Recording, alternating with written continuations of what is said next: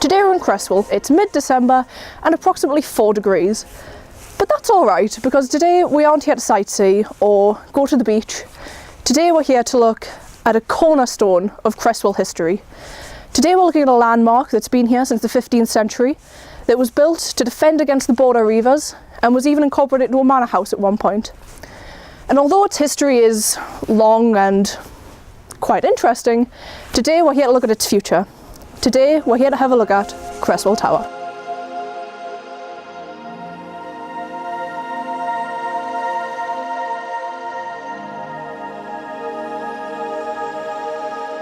The tower dates back to the 15th century and is one of about 175 that were in Northumberland at one time, and they're all basically built as a response to the border reivers, and obviously the reivers coming down from Scotland raiding here, and then we were reciprocating, of course.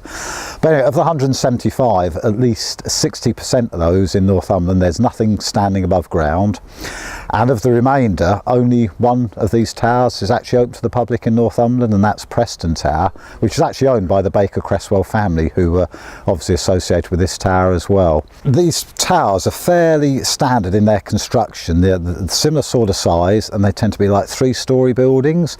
So as you go in, you get like a ground floor which has a sort of barrel vaulted stone ceiling. That was basically used for storage. And the floor above, which is reached by a very narrow, windy staircase. So if anybody is attacking the tower and managed to break in, it's very difficult to get upstairs. But on the first floor, there's a kitchen area and what would have been like the private apartment for the Cresswell family with their own fireplace and everything. And it's actually en suite, it's got their own garderobe as well.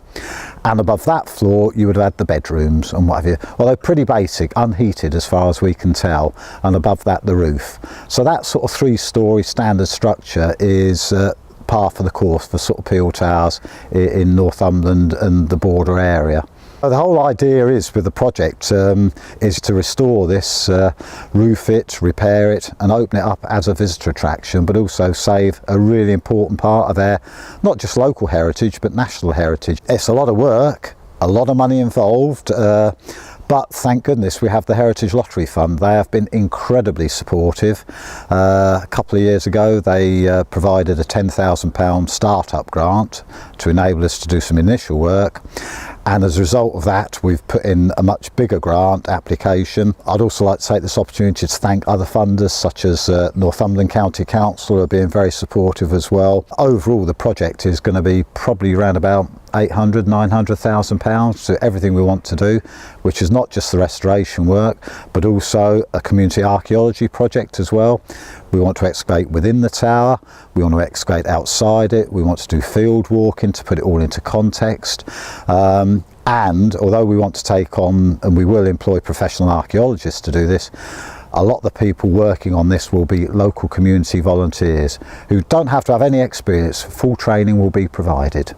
It's a listed building, it's a scheduled ancient monument, and it's on what they call the Heritage at Risk Register. So if we don't do anything soon, we're going to lose this forever and a day.